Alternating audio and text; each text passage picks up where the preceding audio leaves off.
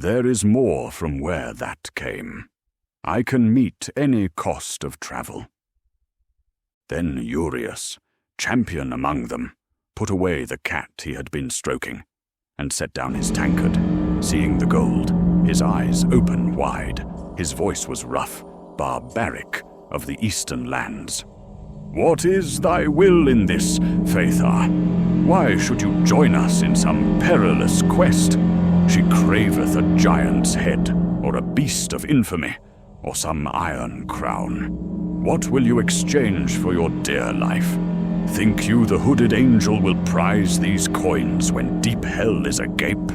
We will stare upon bloody heaps of men torn and mangled, doubtless.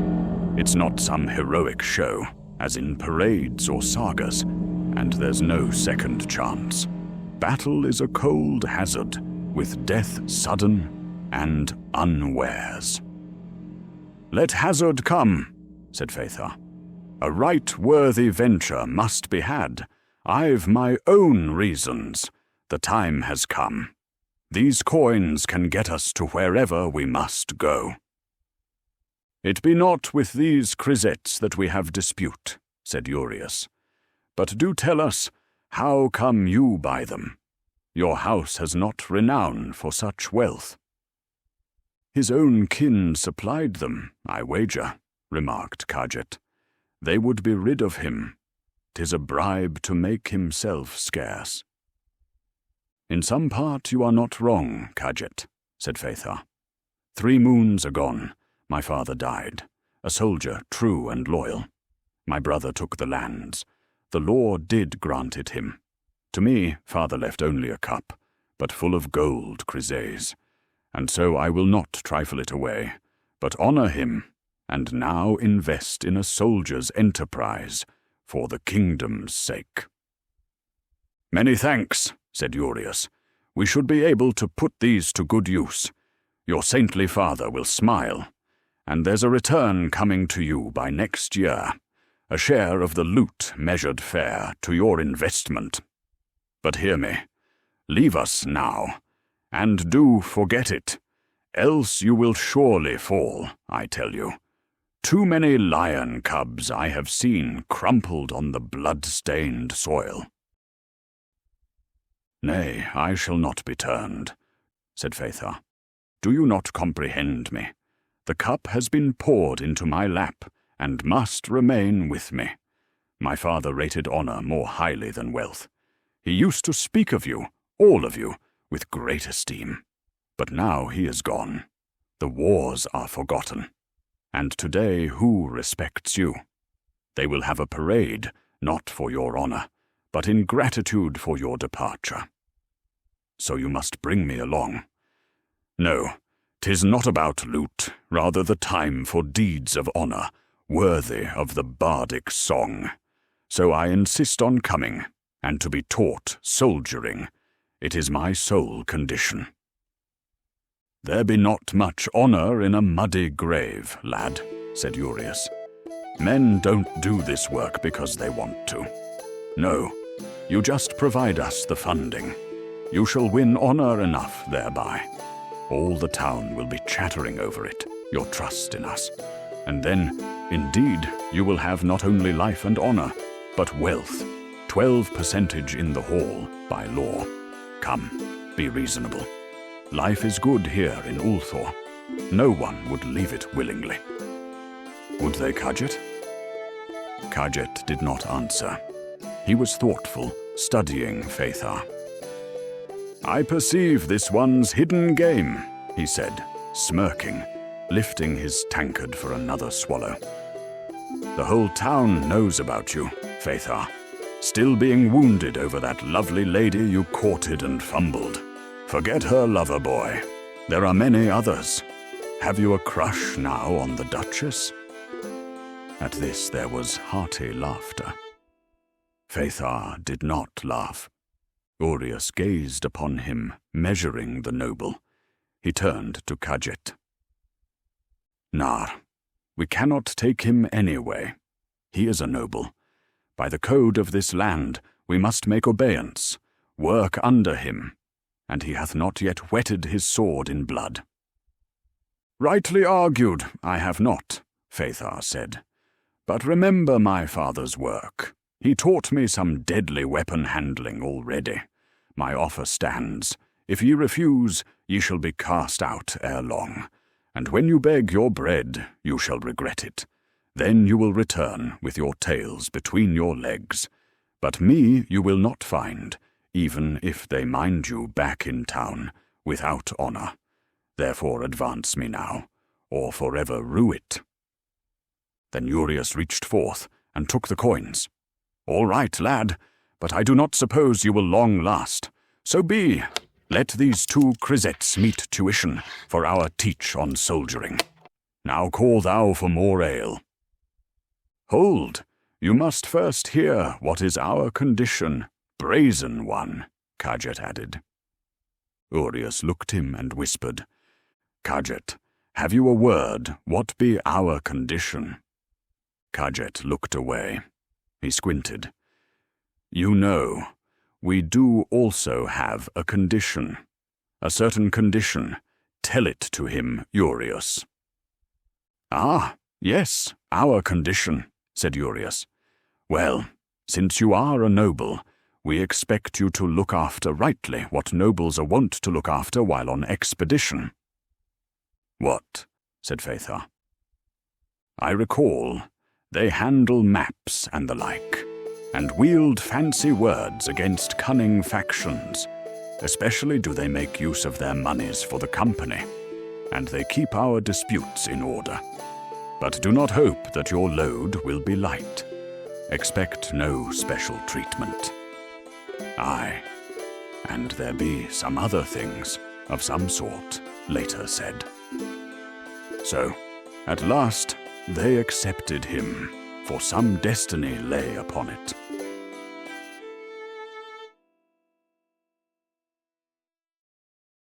The company inquired about, asking many shiplords and sailors of news from strange coasts, if bards in foreign ports had sung treasure, or if aught be heard of a realm needing hunters of great beasts that yet haunted the wide world. But none told of any menace to be tracked down, nor of any legendary trove to be took. 2 days passed, and no comfort came. That evening Urius and Kajet paced about the empty tables like lions in a cage, and they clasped their chins and fretted. Old Gulathar, called Wrinkly Face, the eldest of their company, and long of ear as elf, looked upon them and said, "Ye seem as hounds kept from their master's hearth, and right so, for shame will be greater if the Duchess drive you forth. Hath Phaethar no devising?" Urius answered, "That lion cub knows not enough of the wide world to work up some winning plan." He reached for his tankard. "Nay, Urius," said the old elf-blood, staying his arm. "Many draughts of ale shall not set this straight. Be not downcast. I am your friend, and I have seen the world full oft. Tomorrow we shall agree on a course." And so he rose early on the morrow, and fetched each veteran from his house, and brought them all to the back hall of the tavern. There, standing before them, he spoke. "Make no mistake, and hear me. I am a Valraff. The blood of ancient elves flows in my veins. Of the antique realms I have knowledge, and read their tongues long lost. So hear this. To locate worthy lore, I've been searching the books and memories of things written for any reliable rumor, or any record of relics or treasure buried. Not much worth anything did I find, ye men. So unto prayer I retreated. Amongst the stars a thought arose. Recall ye this, how, when children, you all were entertained by fanciful tales. One told of a wizard who built a spiraling tower, mysterious and grand. When the tower was finished, the lords discovered treachery in his design and foul embezzling. They roused the folk to march with fork and flail, rid the land of him, lest divine wrath be met for tolerating such evil. But the wizard was spry. He locked himself away in his terrible tower, vanishing with unimaginable loot into its deep-rooted lairs, setting his minions to watch. Nor have any adventurers dared the place since. I remembered hearing the story years ago. I delved into the annals and many works of the king's library in hopes to find an official version of the legend, or else an actual record of events. Many hours by candle I sat in those vaults, looking over titles and pages. In the log of a certain trading cog, I noted mention of a certain far-flung town, Ironport by name. Much complaint was lodged by the crew of that ship, namely that great dread suddenly seized the men when gliding into the harbor and sighting a most unusual tower looming just beyond the walls. Upon disembarking and inquiring on't, they heard of powerful lord of unnatural lifespan who dwelt therein, and this talk so spooked the crew that they petitioned the captain at once to depart from that town before another's hour pass. For it seemed to them that the townsfolk especially lacked mirth, and gave stern looks, as if the mind of evil held sway over them. And when questioned about the tower, they would say that many had perished for the accursed gold within. Having the name of the town, I located within a certain tome an entry pointing to the story's origin. It was listed for the 4th year of Perihelion in the Chronicles of Cargival. There was writ in full all the known history, no child's fable, but a true report, and showing to having transpired in the seaside town Ironport. Their hearts needed no more encouraging. In the year 1404 they met, the 4th age of the world.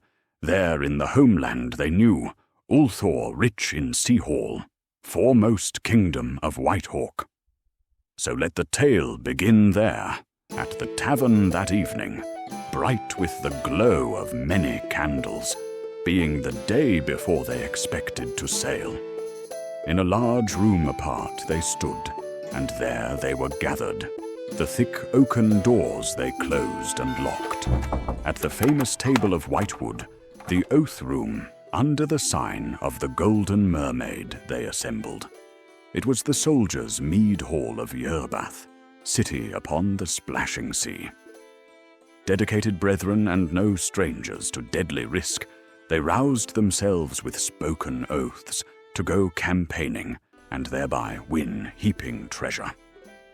Nor did they fail to persuade skillful hands to the venture.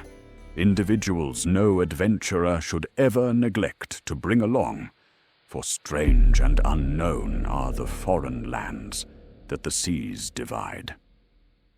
Who were they that pledged these bloody oaths? Count first the young noble, and 3 reckless fighters, a chivalric lord of the church, and the troll-wise Valraff, elf-kin, deep-born folk, famed in tracking. Add thereto a mage of Nistol, a refugee of the raised towers, steeped in strange verse was he, the one who first gave his word, and bound upon his head the silver whale diadem of arcanes, embroidered with rune work of Nistol. Never would he give solemn word without it. Hear ye this, good soldiers. You know me as Thalfin the Star-Robe, but let me be called Avenging Onslaught instead, if ever I see my brothers in deadly straits. For by these bones and blood, I vow all fury and death-dealing magic in defense of the man in peril, whosoever he be, and whatsoever the chance, be it against beast or nightmare, giant or highest sorcery, risking life and limb, all for the man beset, glory and loot come what may. So made he grave utterance, and thereafter stood forth one of barbarian stock, Urius crawled, of the shorn locks, whose hair was shaved on the sides, leaving a crest like a boar's mane. A savage look born of heathen hills, with mazy lines painted on his arms, his mind unsullied by civilization's guile. He was a sure throw with the axe, and one who could best unleash the deliberate sword stroke. He placed upon the table his heirloom sword, an orichalcum brand, brazen metal of amazing temper. Urius, so do men of the cities now call me, now that I am cleansed. But know that my name was before heathen style, Uriosh of Varth, the name given from my Hyksoth ancestors. Life is brief and troubled for us barbarians, but there is much delight for the bold. So I now pledge and hold myself to the same. No well-woven magic to offer, nor high birth to claim, but rather the hazardous edge of my dooming bronze to vouchsafe bloody victory. So vowed he. Then Rohorst, the skilled lanceman. Bald was the man, having the deep-hued skin of the Mahanaxaran tribes, a short black beard, and being clad in a leopard skin tunic, its tail and limbs dangling at his side.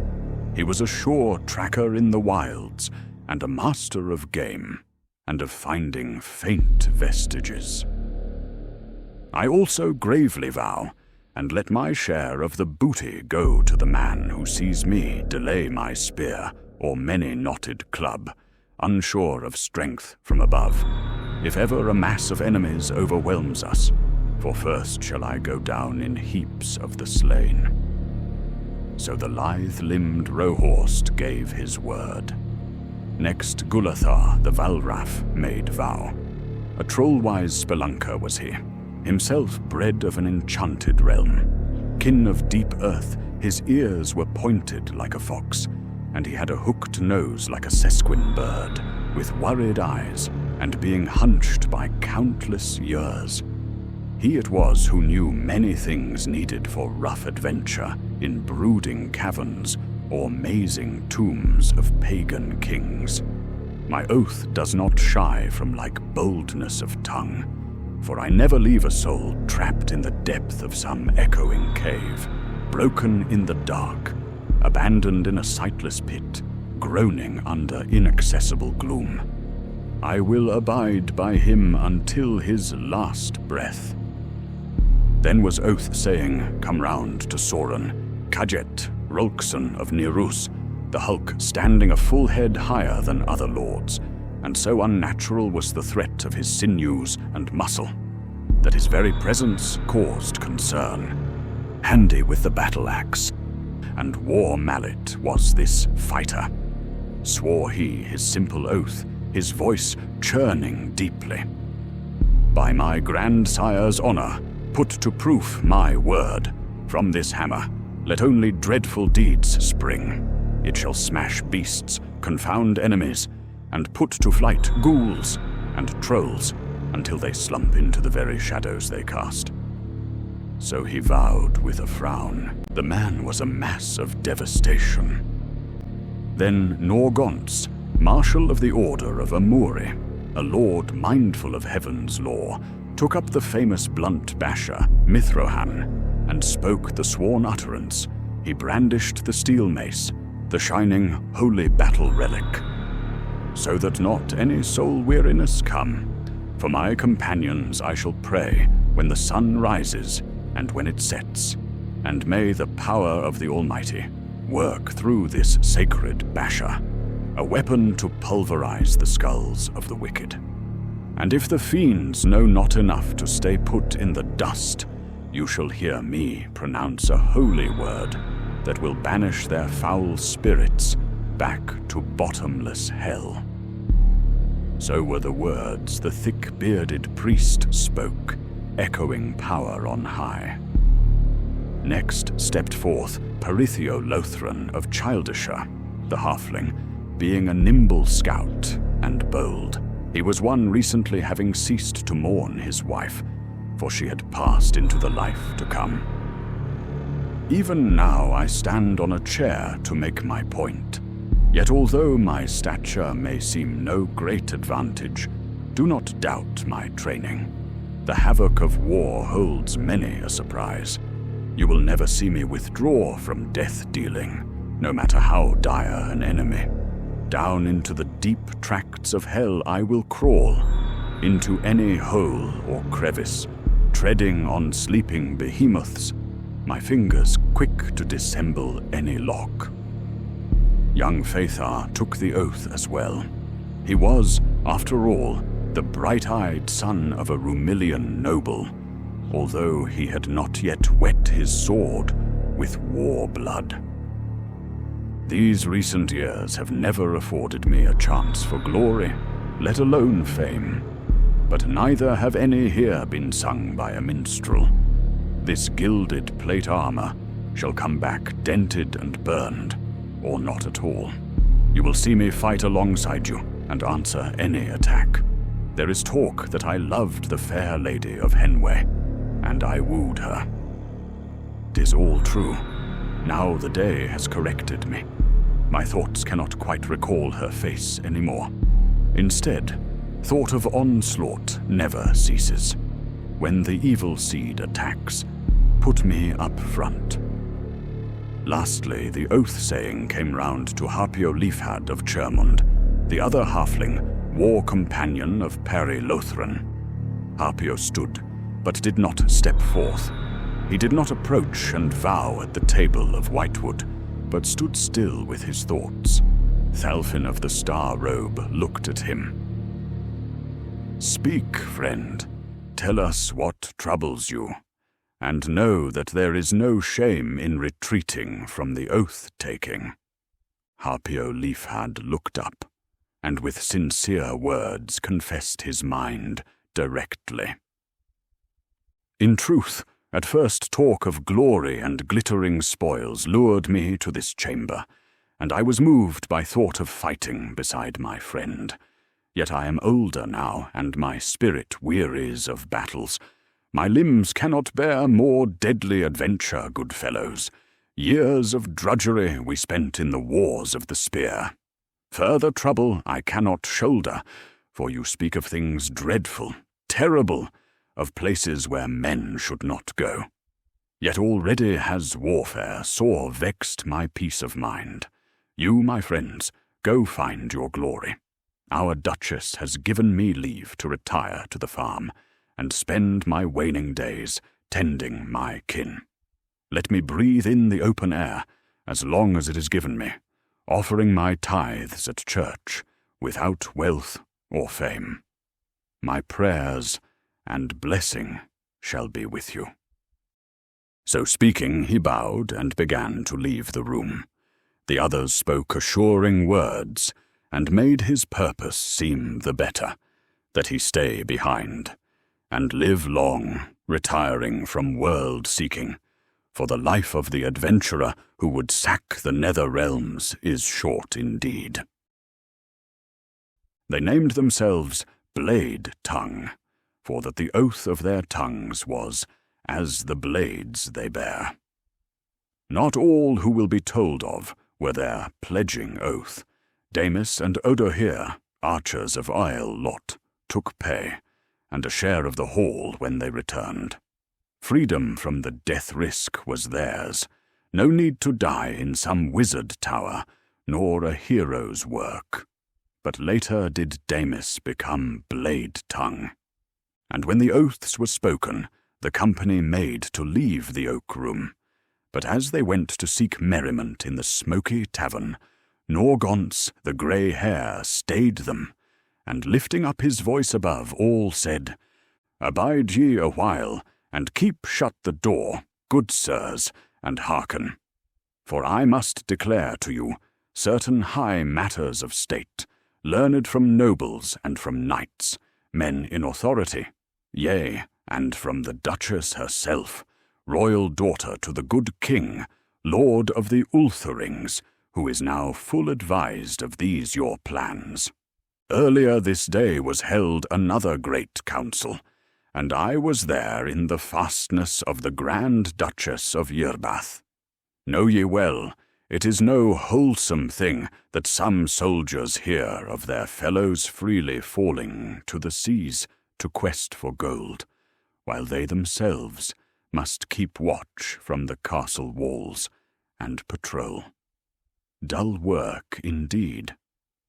Ye all remember what words the Duchess spoke when she heard of your intent. As for me, ye know me for no common soldier, as I am Grand Knight of Amuri at Yirbath, though during the years of the Ataluran bloodletting I ate my rations beside you. Doubtless ye marvel why I have joined you, unforeseen. Hear then why, yesterday, as the sun went down in the west, I rose in council and addressed the virtuous lady. Royal lady, I said, ever have we held thy command in utmost trust, but division sore and irreconcilable does trouble all the realm. Even some of my own knights are tempted to break discipline. Many false tales have been sown to dislodge them that hold rank. These rowdy men-at-arms you speak of are defenders of mine own kin.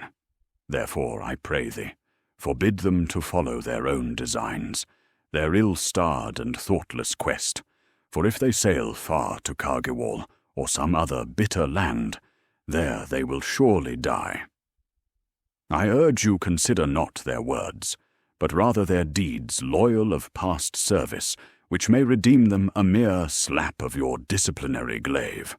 Pray, let a joust atone their folly in the sight of all the town. Remember how they gave thanks when the king freed them from the mines of Zabol. Thereafter came forth from a shadowed corner a knight of high stature, a battle-lord. He came limping in gait. At the very end of the table he presented himself to speak. One never much seen in the castle. Indeed, his ornate cuirass, darkly shining raiment, and stern presenting, marked him a formidable knight. Nor could I easily discern his features, for the evening lit him but dimly, and about his face a black scarf was wrapped, which I deemed a cover for some war wound. Forward he came and spoke. Norgonce, men have held thee for wise, and so did I.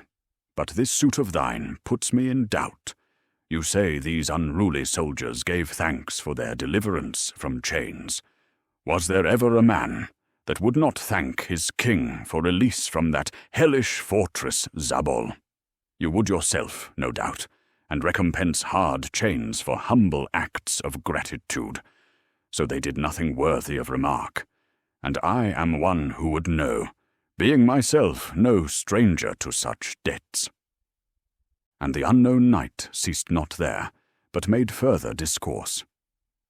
Recall how I rendered grateful service when I was released from shackles, a confinement you yourself did once oversee. From that dungeon below us, where now we stand, the king one day released me at the recommends of his daughter.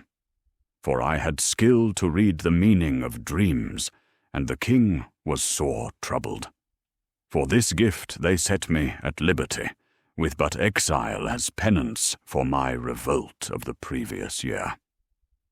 Now, for wisdom I have relinquished the obscurity of exile, to take my place again at the table of knights, a thing which by the law remains my right whenever a fourth harvest moon rises. But why look you so perplexed? Do you recognize me not? You did recognize me once before. No friend. Not to know me would mean yourself also unknown, or if you do know, why stare with such amazed eyes? So he spoke words puzzling to all save myself, words summoning past events long away. But then I, surprised yet not mistaken, quickly rose from my chair and addressed him in turn. Do not suppose, revolting knight, your look is the same as it was, or having that of undiminished nobility, as when of old you stood with the Amoric fold, upright and pure. That glory departed from you, and you resemble now your offence and paltry fiefdom obscure and savage. Why is it that not all your rebel crew came hither with you? Is their own shame of utter defeat less awful, less to be fled from? Is their new thraldom less difficult to endure? Courageous knight, first of rebels to flee. But come, for you must surely give account to the grand Duchess who favours none, since you have not appeared for many a tide in this assembly after your untimely release from that dark durance. To whom that knight, concealing his face under the dark scarf, made audacious reply. Insulting cleric, know that it is not because I less endure or shrink from pain, since well you know how I stood as your fiercest opposer, when, in battle, the crown of the Ultherings himself seconded your otherwise not dreaded lance. Your own military inadequacy is now shown to all, for how is it that a loyal war chief like myself would risk his whole army to move inside gates where ambushers like you thrive? I alone first undertook to ride across the desolate waste and spy this great castle, whereof, in my domain, its fame is not unheard. So do I hope to find better abode, and settle my afflicted peer knights not far away, but still loyal like a true knight, so remaining in the Ulthuring possession, even if it means making contest anew against you and your men. And smirking, he added, whose easier task would rather be to serve a woman by flatteries and cowardly deference. At this the eyes of the Duchess flashed with fierce indignation, yet as royal she made no defence of herself. So to him I, with nearly boiling blood, replied, you pretend first that wisdom taught you to flee from shameful exile, but next profess your intention was to spy. This argues no true leader, but a liar traced. And would you even add the word to your rebellious crew? An army of languishing robber knights? So was this your version of martial obedience and loyalty, to dissolve allegiance to rightful authority? And you are indeed a sly hypocrite, one who would now style himself patron of knighthood, who once fawned and cringed and knelt in service to our awe-inspiring monarch, only in hope to unseat him and yourself to reign. But mark what I advise you now. Say your request, and be gone. Ride back quickly to that thorny land from which you came. For if from this hour you appear again in these castle halls, back through that wasteland, I myself will ride, like before, dragging you on foot behind, fastened in chains. So I let him learn my intention.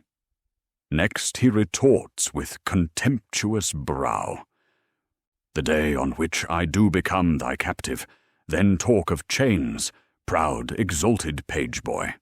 Until then, far heavier load expect to feel from my prevailing iron, though the king of the Ulthurings himself guard you with his adamant shield, and you and your underlings, accustomed to the servile pampering of noble privilege, try with huge loss to assail my domain. Thus did he offer further boast and insulting challenge.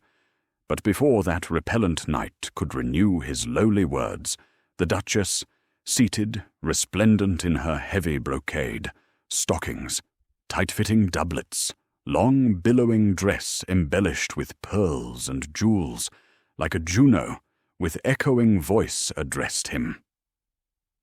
O loss of one so resplendent in glory and nobility, ill-starred Parasius of former name, now titled only baneful lord, Sinistox, thou art one whom none have matched in excellence ever since you turned, the royal-born knight whom folly overthrew. Why do you now come to us again from your perimeter allotment and Thane fort? Seeking what advantage have you come from your place of merciful banishment? With presumption, do you still suppose that my female clemency might gain you some leave? But before you answer, know that although my brother, you always remain. The law is greater than any power, no more than the narrow passage and fruitless borderlands you already possess can be granted. But tell why you approach again this assembly, preferring an exchange of hard words to the undisturbed resignation of remote lordship. So did the Grand Duchess command answer, and the melancholy knight therefore replied. New knowledge found of events past has driven me here, sister, to risk life and limb, so that undeniable facts may be published to all. Did not Her Highness hold it a mystery that a prince so trusted as I should so lightly be painted disloyal, judged as one who nourished ambition and conspiracy, where aforetime was found only simple obedience and faithful service? Nor could the judges convict me with surety, and no true punishment could be exacted, but only a dishonorable dismissal, which they named mercy. Know well, bold conspiracy there was, but not in my heart. It took root in the breast of one I trusted. He it was that first accused, and he it was that gave swift judgment. Cunning was his plot, and so ordered that I, unthinking, bear the very signs that seemed to prove his lie. In my youthful temper, I did not look to the law, but to the field. In wrath I mustered my knights against your false vassals, for my desire was great to defend you and the king, my lady and Grand Duchess, against this one false cleric, master of dissemblance. Yet they scattered my men across the bloody plain, and I was taken and cast below. Adulong in the depths I sat in chains, till your clemency wrought my deliverance from that deep imprisonment, and won me free exile, away from such intriguing courts. Now I am come again, daring to supply you sure counsel against that serpent who lay in your bosom, abiding his time to strike soon in secret and seize power. Then the Duchess demanded with high voice, "Who is this among us that you accuse, rogue knight?" And Sinistox answered, "Norgonce, Grand Master of the Amuric Knights, who doubtless abides his hour, watching for the best moment to strike." So made he awful insinuation, pointing. My frame convulsed, myself half amazed, half mad, ready to make a quick end of the villain. My hand went to the pommel of my sword, and the red-caped phalanx of Ultherings, the guard of the great hall, stepped forth in unison, and closed round us with spears poised, as thick and impassable as a thicket of thorn pines, to safeguard the Duchess. "Of fables false that is the furthest wandering, your highness," I cried, unable to offer quick rebuttal. But then, what ignited even greater dismay was that the Duchess gave no signal for her guards to forthwith oust the liar, but instead made reply. "This is a grave accusation indeed, Sinistox Banelord. High treason you lay against a clergyman highly placed. Thou must now show some proof of this so great a plot, or if you cannot do so with satisfaction, know that the mistake will be costly. For if thou failest therein, the penalty that should fall upon the accused shall light upon thine own head, my brother." So warned the Grand Duchess, and that Thane of the nameless wastes, unmoved, replied with this embellishment. "Proof sure and without error I have, but first let Norgonce, traitor of utmost design, have his chance to consider. Something not afforded me when I stood accused, whether he will kneel and crave mercy, or shamelessly make contest against the remarkable proof I possess." So did he presume. The Duchess straightway admonished him. "That chance is not thine to grant. My knight shall stand fast, and neither seek mercy, nor yield judgment to one that is not his lord. Nor may knowledge of such high crime lie hid. Show now what evidence thou hast, whilst thou art yet permitted." Then Sinistox said, "My sister, I bring today only my own witness. I would have withheld it, lacking a second, but the time of his dark plot drew nigh unto fruition, and I was constrained to come and warn you, albeit unprepared. Yet I shall not fail to present the proof in due season. Grant thou me some time to recover it." The Duchess replied, "You, my brother, have the repute of many dark deeds, but to me you have never lied, as far as I know. Yet if you cannot show some present proof, know well that neither may I condemn a knight so accused without evidence. Moreover, Norgonce has privilege of clergy." She paused a moment in thought. "And neither may such accusation be passed over, for thou also art a knight, and princely born, though fallen from favour. Therefore I judge thus: Norgonce shall remain apart from these halls until such time as he be proved guilty or no, within the lawful space of 3 moons, when you shall bring forth your proof, or fail. Proof irrefutable I will show. I brought it not with, fearing that before I got to you, Norgonce would confiscate it, arrest me, and cast me again into the deep, destroying me. Such is his devilish watch." So speaking, he ended with offensive tone. Norgonce was silent after his telling, and deep in thought. Proof irrefutable. My friends, so he claimed to possess, and indeed he must have something powerful contrived, for never would he dare accusal without it, as his legal counsellors are clever. And how shall a man refute proof that is called irrefutable? There is perhaps only one way, that of an irresistible counter-disputation. This I do not have, and this is why I am come to you. Sinistox is known to communicate with Xenops's men.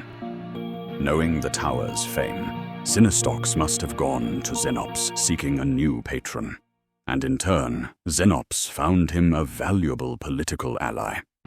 And in exchange for power, he required of Sinistox certain books of lore which once belonged to Ulthor. Therefore, commending ourselves to the good Lord, we shall enter the old tower and retrieve what belongs to the crown. Heaven will show us the way. And that is how Norgonce laid forth his report, and the companions wondered on it, but soon ceased to wonder, and made merry. And Harpio and Pari sang the odes of Sodbloodman, the famous warrior poet of old, and with the others they spent the evening over thick draughts of ale. And the stars of Orion rose, and night called the feasters to rest. Harpio lifted his voice in song for his dear fellows, and wept, for he remembered the many eventful evenings they had passed together, and the days, wandering the trackless hills about Yerbath, hunting the elk in the dales. Then he sang also of the festive procession which Yerbath had made for their departing upon that bright day of blue sky, for the people had heard that these men would go questing. The drums and horns resounded, the banners and carved saints were borne aloft with blazing candles, and many townsfolk thronged there to see them off, tying bright ribbons to their horses. And Harpio Leafhad sang of each maiden fair, who bound a scarf, even one to the lance of Urius, savage though he was. There also stood the mayor, a well-fed noble with a yellow beard, well pleased to behold them ride away, and to hope for their glory. He bestowed on them many gifts of cutlass and buckler, boots and fine capes. These things Harpio Leaf had recalled, giving glory to the day and to the hoped-for honor of would-be heroes. Then Caiet, passing a tankard unto Urius, spoke his thought. Wisdom, unsung by the race of men, hath forewarned Harpio to avoid such perils, life hazarded for fickle honor that forsakes men in the grave. For no man nor power has travelled beyond the garrisoned walls of the misty frontier and returned, not in 100 turning years. Then Norgonce, servant of Holy Church, announced their overbold purpose. This very night, he declared, ply we unto Cargiwal's coast by Ardaheim under light of star, for already half the cost is met by the guild of the western sea. At dawn you shall awaken upon the high waters in the belly of the timber-hewn ship, and some of you, having drunk over deeply, shall find little joy when you wake in misery upon the tossing waves. So spake the cleric who could banish spirits. His words were not popular, yet were they wise, and him they chose for leader. And when men asked why him, they replied, For we suppose he is mild in temper, and requireth less meed. Then swore they all oaths upon the banner of the Lamb, to obey Norgonce for heaven's sake, and Phaethar for glory's sake. 3 vows each man uttered. The first, to divide treasure in equal portions, a fair part to each that shared the peril. The second, to gladly die in bloody defence one of another.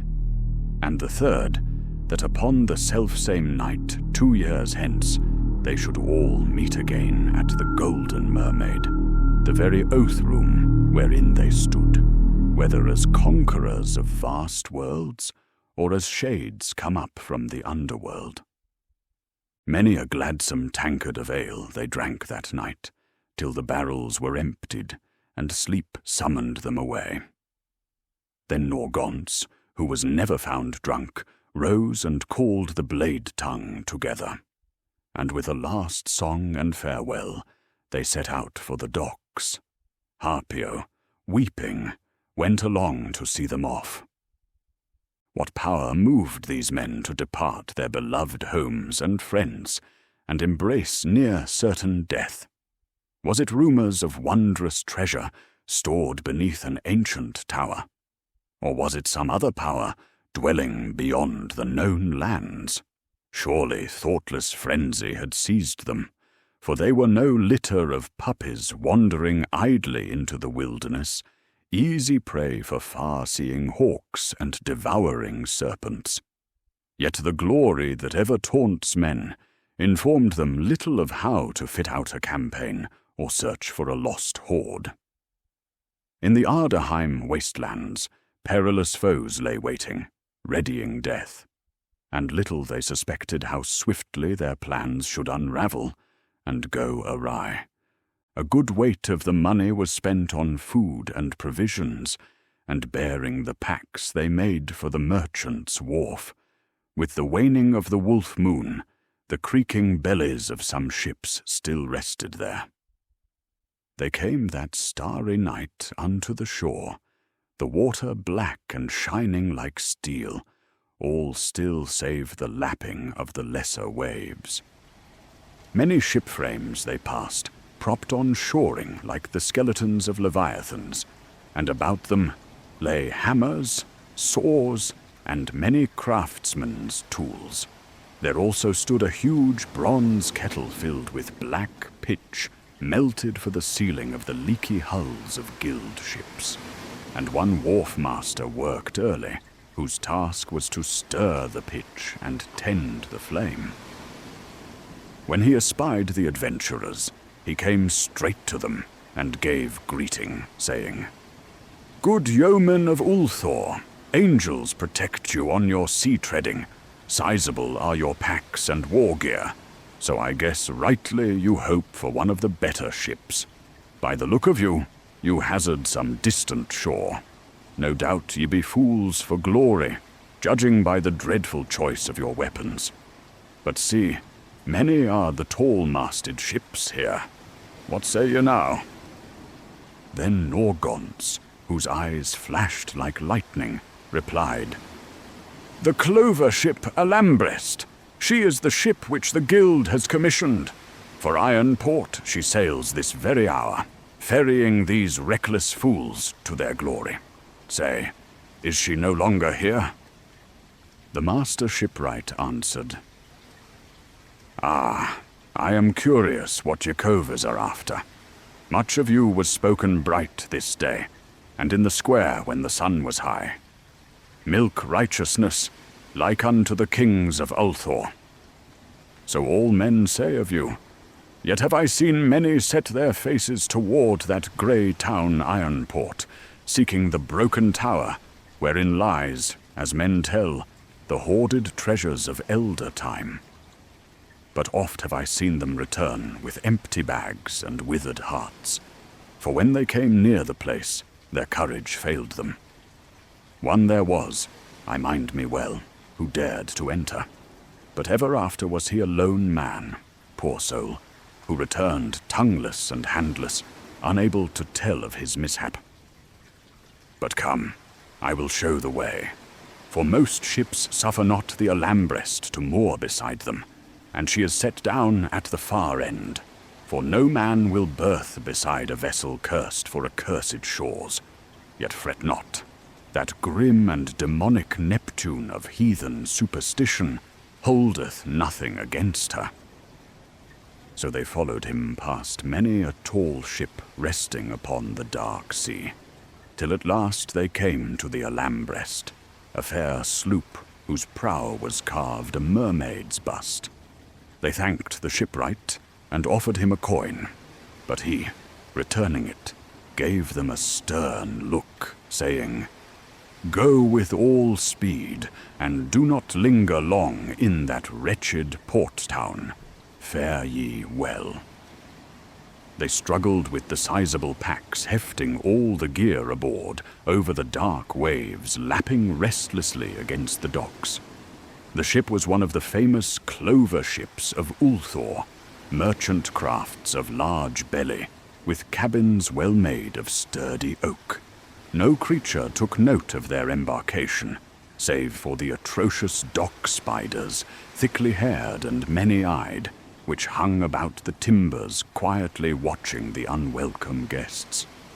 Not even a slight breeze was up when the crew cast the yarns off. Harpio Leafhad alone stood upon the dock and waved, watching the ship, and strange night birds flew in double rank under the red moon, calling harshly as they passed seaward. Part 2. Before dawn broke over the rim of the world, the sails were unfurled and the vessel struck out upon the salt sea, cruising the high main ere the companions awoke. One Rhaeteon was ship's owner and captain, a sun-wrinkled man seasoned in many voyages. The dawn breeze tossed his hoary locks. The oarsmen, their labor done, gave thanks for their weary bones, while the prow smote the bright foam and scattered the rolling waves. Norgonce, ever first to rise with the sun, came to the captain and spoke his mind. "Captain, you are one that knows the ways of the sea, and this vessel and her crew seem worthy of a great cause. But tell me, why rode we so far out upon the dark, glistening waters when blind night was passing, a time when men should rest from their labors?" The old seaman drew his gaze from the churning waters and answered, "It ever goeth thus, my lord. When the merchant lords bid us trade iron, tin, and hides of miserable Ardaheim, we have caution, for no well-hewn bark may outrun the privateers of Othgog. So to make good northing along the coast, we must catch the Ardaheim breeze at first light, and glide swiftly through the straits. Those sea-wolves, being men of wicked life, rise not with the steeds of the sun. Once they caught us when the morning turned. First year we ventured thither, and robbed us of 40,000, and no power recovered it. But trust our sea clover now. She is a fine caravel, swift and stout, newly refitted by my lads. Her rigging is new, her ribs barred to the frames, her sides planked with oak, and sealed with pitch and horsehair. The merchants have stowed 2 tons of biscuits in her hold, a bushel of beans, 50 strings of garlic, 200 pounds of honey, 500 of salt pork, and 200 butts of wine. The crew are 23 souls. A new rudder we hoisted, and new sails rigged. She is sound and ready. Norgonce nodded gravely, and prayed to heaven. An honest captain is not common. I should inform him of our purpose. Lord, thank you for supplying such a man, and may our passage be well. Then he drew the captain aside, and entrusted to him their secret purpose, saying, Abide a few days in Ironport, ill-famed grey town though it be. But if 3 days pass, and you shall not have heard from us, then depart, sailing on to Aravan to make your trade. Know that we shall enter the great tower of Xenops to seek the rumored trove, a place where evil broods and ghastly breeds patrol. Your risk is none, save if your crew choose to linger beyond the merchant's allotment. Yet if more days pass, and we return not, your homeward voyage may win you reward, for ransom shall be paid. And if treasure be found, something we may not return without, a fair share shall be yours. But if weeks go by while you load your iron, and still no word is heard, take this crisette, and have masses said for our souls. So said Norgonce, but the captain made no reply. For many men have great fear in their hearts of that infamous tower. He had seen with his own sea-haggard eyes the parties headed for that dark place, never to return. And oft captains suspect their merchant lords of trafficking in secrets too grave for mortal ears. After some hours the ship entered the straits where the pirates were known to lurk. Norgonce raised his battle horn, anxious to muster the blade tongue, but a crewman stayed his hand, saying softly, Surely you will not jeopardize the entire boat. The pirates of Othgog have watchers along these shores. The least sound unfamiliar may rouse them from their tents, nor is it our task to teach them justice. Awaken your party instead under silence, and bid them arm themselves for the ship. Embarrassed, Norgonce withdrew aft, murmuring to himself, How shall I be chaplain to this company if I act so witlessly?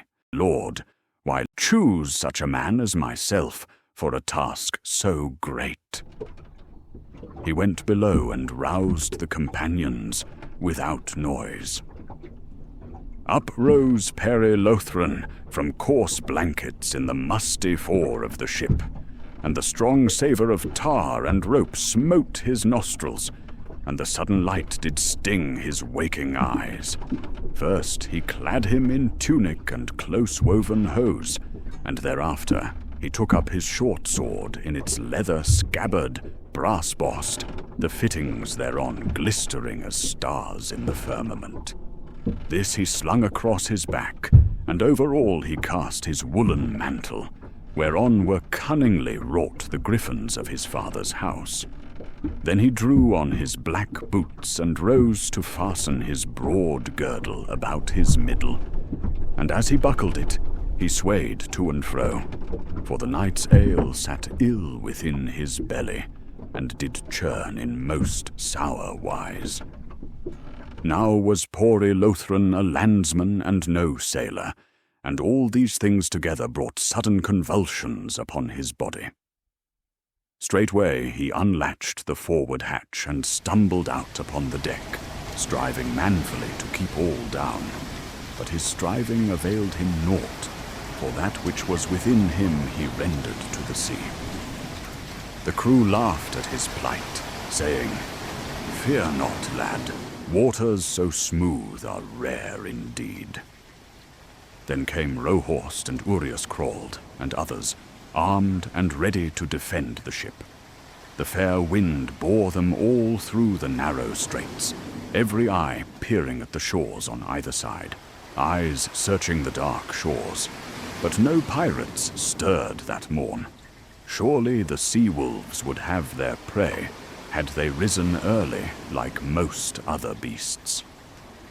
So the clover ship sailed into the glorious morning. Over echoing breaks she flew, and the various winds did not deny the vessel the whole day, but were kindly, and humoured her well. Many hours passed, and at noon the men had their fixings of biscuits and fish, as each day. The sun began her descent, rolling beneath a western gloom. Ever on their right hand they kept the shores of eastern forests in sight. And sailing further north, the sea soon took on a rough temper, and from the north sky a murky pall descended over the deep. Night closed over the encompassing sky, and the waters took on a deep darkness, like the dreamless sleep of a man drunken with wine. Often under the starry veil, a west wind smote the mainsail, and would have thrown her into irons.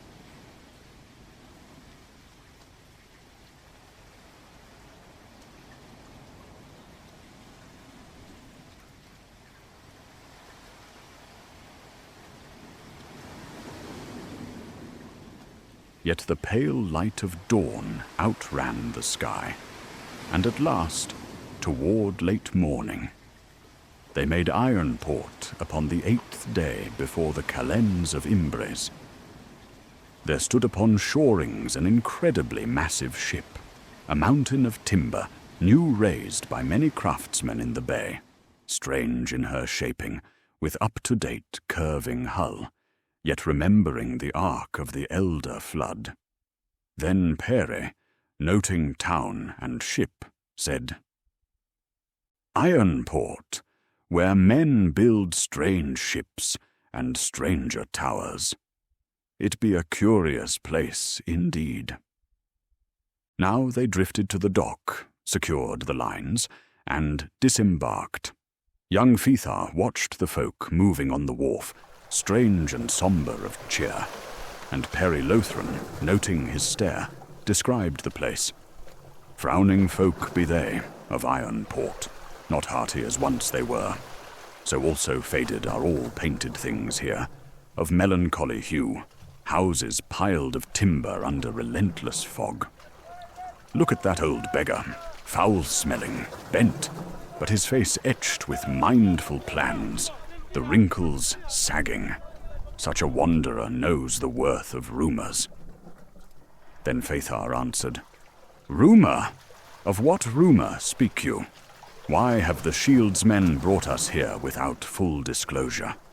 They bid me, saying only, 'Boy, be ready when we need an extra spear.' And yet, was it not I that laid out the moneys?" So spoke the youth, somewhat hotly, and the old beggar, sitting, overheard. He looked askance at them and laughed. "Of what rumour? I tell thee, boy, of a road to an infamous place. Need I say more?" Norgonce and Urias also disembarked and stood nigh the plank, grappling packs and leading 2 mules, and they heard likewise. The beggar came by Phaethar and Kadjet, and he stood by the pier pilings, speaking knowingly. "Good masters, why come ye armed with axe and harness? No bristling war is here, nor any giant or hulking troll to hunt." He glanced about, lowered his voice, and whispered, Seek ye those vaults of evil, and the dark chambers rumoured in yonder tower. The world boasts many towers, no, but ye seek that tower of a famous tale, which mothers now dare no longer tell. The tower abandoned upon a merciless crag, not quarter league hence. How on many a shady dark night 'tis seen aglow with eerie lights, and of a sorcerer there was, a century past, that vanished in that flaming colossus, wrapped in unnatural green fire. At this the companions took good note of the man, a fellow whom most would lightly esteem. Cudget would have driven him off. We are busied with heroic gear. Take this copper and be gone. But Norgonce said, Peace, Cudget. We are but strangers here. Let us hear him. So they drew near like men, friendly for tidings from overseas. And Norgonce, fearing how they were so readily discovered, spoke. How came you to know our mind?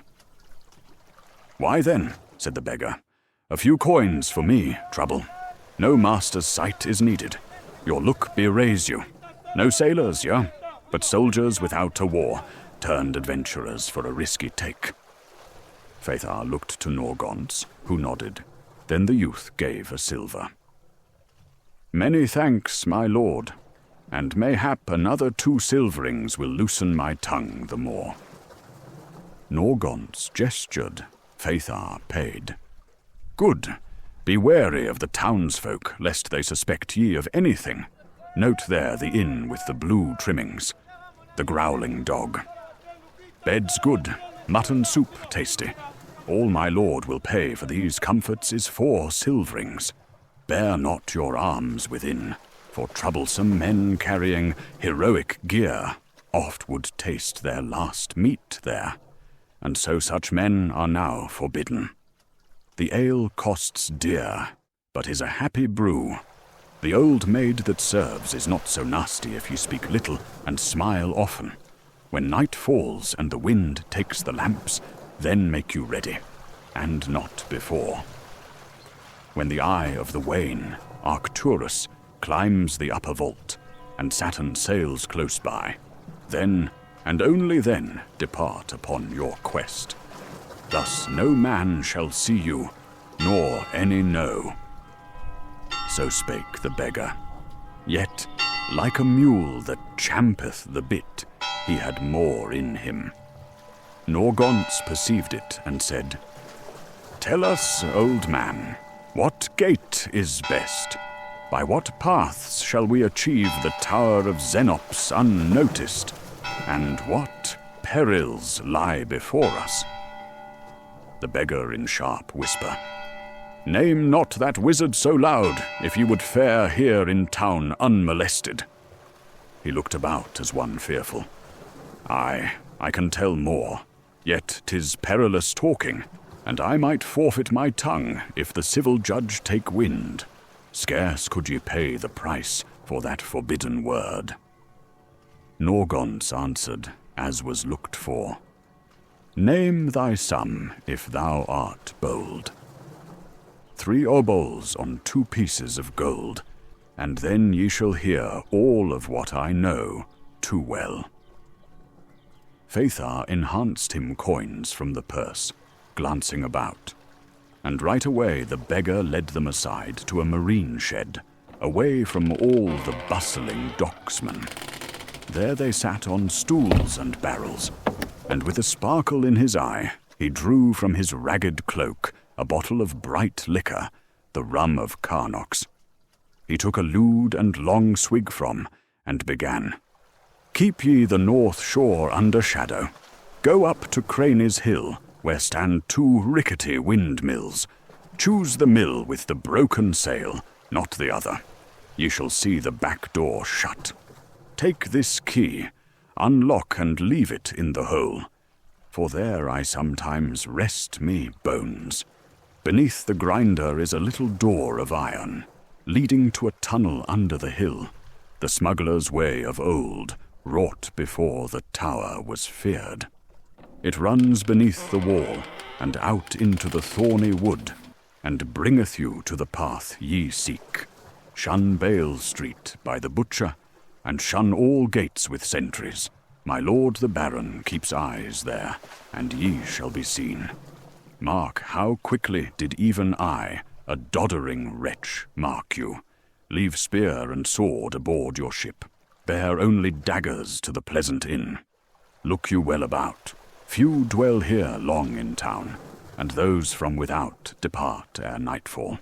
Therefore bide till dark, else ye be espied.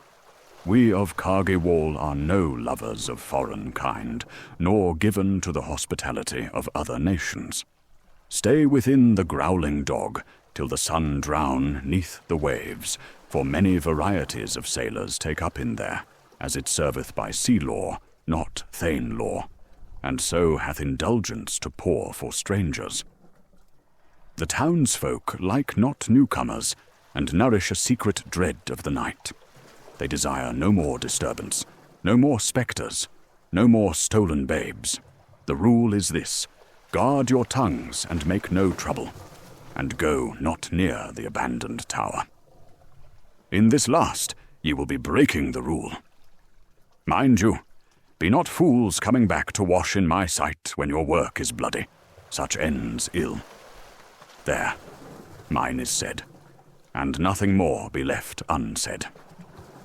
They left the shed and went toward the ship to rejoin their brothers, but the beggar peered and said, "Wise now, my friends, and don't be turning to look now.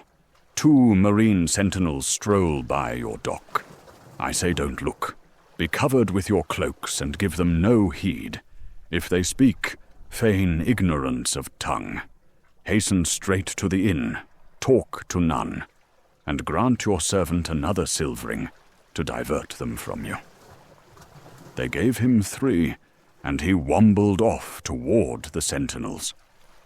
Then they stood together and questioned whether they had spent their coin wisely on so shifty a guide, debating in whispers, for many sailors labored at the wharves.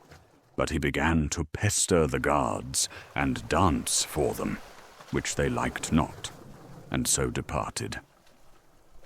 "Place we such high trust in a vagabond," said Peri Lothran.